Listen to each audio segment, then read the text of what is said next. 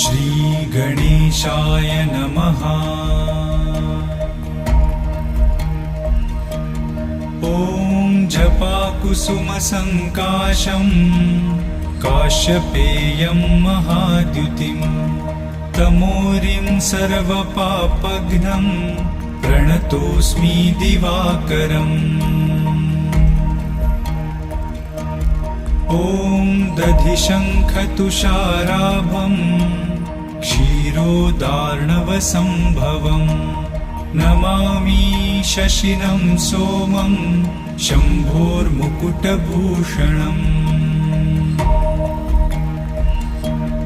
ॐ धरणीगर्भसम्भूतं विद्युत्कान्तिसमप्रभम् कुमारं शक्तिहस्तं च मङ्गलं